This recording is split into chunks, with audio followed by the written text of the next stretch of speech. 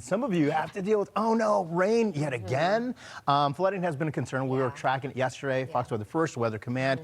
Texas got hit hard. We had a ton of records yesterday, right? Yeah, a ton of records, dangerous scenarios. Yeah, no kidding. So let's begin. Texas is in recovery mode after deadly flooding inundated the Lone Star State just yesterday.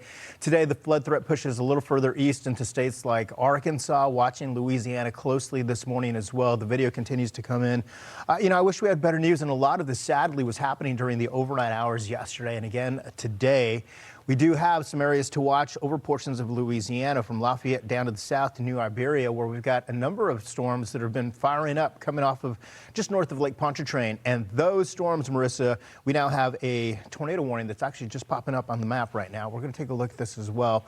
This one for Iberia and Vermilion parishes. We've got a number of lightning strikes. This is also where we've got a severe thunderstorm warning, as well as a flash flood warning here. Flash flood warning goes till 6 o'clock in the morning here, and we'll watch. Look at the amount of lightning right within this section right here. So this is something we watch closely as we're going on in. I've circled the area to watch. The storms continue to move off to the north, and a lot of those storms producing plenty of energy out there. Marissa, take a look at this. And then here we go. Probably likely to see also maybe even some hail within this, but these are rain wrapped. So we need you to get to your safe spot right now if you're close to New Iberia, as this continues to track north and northeast with this tornado warning that's just come on in. Yeah, nasty stories. The lightning demonstrating just how much energy and intensity is within this little cluster here. You track it off to the northeast, given the speed and the direction, you're able to see where it's going to be at what time, and being able to get to that safe location by 4:06 local time, heading further to the northeast into De La Croix by 4:22 and St. Martinville by 4:29. All right, so we'll watch this one with you. That's one area that we're continuing to watch. You take a bigger perspective of the storm. It's the southern end of this, maybe even watching some of the energy down to the south. Watch for potential water spouts. A lot of this heads just outside of Baton Rouge in the direction that it's going. You're likely to see some heavier rain there as well. Marissa, this is through the morning hours. This spot alone dealing with 138 lightning strikes. Then you've got a bigger perspective, a lot of that flow coming up from the Gulf, but then to the north, here's this parent low and a lot of that energy getting sucked up to places like, say, Missouri, right into Arkansas this morning. Yeah, I mean, thankful that we have everything shifting further to the east, because it's going to give a spot like Texas a little bit of a break. But movement in a very buoyant air mass, any sort of trigger and lift, is going to be a catalyst. And these early morning storms can be so tricky. It's dark outside, and watching how that can oftentimes the low-level jet enhancing moisture and some of the lift. Here's a look at the river flooding. You mentioned this at the top of the hour. We have some very swollen rivers, creeks, as a result of all the rain. And I think that besides the river, streams, and creeks, we still have a lot of areas that are dealing with just saturated ground, and some of you are dealing with just flood watches as well. They extend all the way from portions of, say, Louisiana, where we saw that tornado warning, the flash flood warning, and the severe thunderstorm warning, back into portions of Texas. So this morning, while we see the energy shift east and we have flash flood threats on the map, several areas level 2 out of 4 because of the, like you said, the energy that's in the atmosphere, but different locations that are going to ramp up and give us these storms. So we'll watch this with you today as well.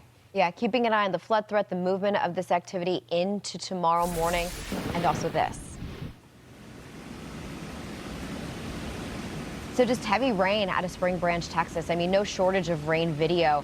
The rain was incredibly dangerous, very inconvenient when you consider the timing. As Craig mentioned, tracking this yesterday morning during command, before the sun even came up. And the unfortunate and tragic side of this is we do know that the flooding did turn deadly in Texas, Craig. At least 5 people killed as a result of some of the flooding that we saw. And you talk about, for perspective, just how wet it was and how short amount of time it all fell. Crunching some of the numbers we know out of San Antonio, where you can see a bulk of the heavy rain fell right along I-35 especially, but recording just over 6 inches, 6.11 inches, the second wettest June day it was just San Antonio's ever seen on record. Right? Well, I think there was like 6.18, I think was the all-time record. Right, so it was very close to that. But nonetheless, they set that record. A lot of it happened during the early morning hours before the sun came up. And in some cases, they were dealing with more than an inch of rain per hour, which led to flooding happened so quick.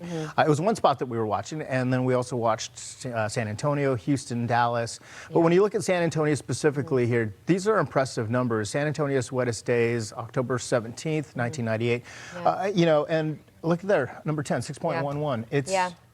It was a rough morning for us here. Yeah, wettest day, one of the wettest days ever. And we know, the video you're looking at, these roads were overwhelmed with all of that runoff. And again, a lot of that falling within a 12-hour period. Over the past 2 days, though, there's been a couple of areas that have had the bullseye for the heaviest rain, paying attention to where the oranges and the reds are, especially the deep reds. As we shifted into later yesterday morning, also watching in towards Corpus Christi, towards Galveston, and then in towards the Houston area and further into the northeast. You mentioned, Craig, the rainfall rate. So it wasn't just training of storms, but it was also just the fact that we had rainfall rates at some points that were approaching 3 to 4 inches per hour. Yeah, and backfilling, like you said, so it just came, it would pass, and you just got more and more and more. The flood reports coming in, no surprise, and we were talking about the flood rescues ongoing that were going on yesterday because of this. You can see a lot of the reports that were coming in here. To the south there, and then this just one of the areas, right, Marissa? We had several spots. Look at the metro here. High water rescues. You and Britta, I feel like, were on air when we had some of the water rescues coming out in the San Antonio area, right? Yeah. At one point, we had about 18 going on, or had happened within an hour. And this was early, probably 4 to 5 a.m. Central Time. Yeah, before the sun was even up. And that's what's just so scary. Flash flooding is incredibly dangerous. And oftentimes the best way and the only way to really stay safe, as long as your home's not being flooded, is to stay off the road and at home. You talked about the rivers and creeks. This is just one example. Salado Creek at Loop 13 in the San Antonio area. Look at that wild crest that we had, almost 25 feet into major flood stage and then dropping yet again. And this is where we currently sit.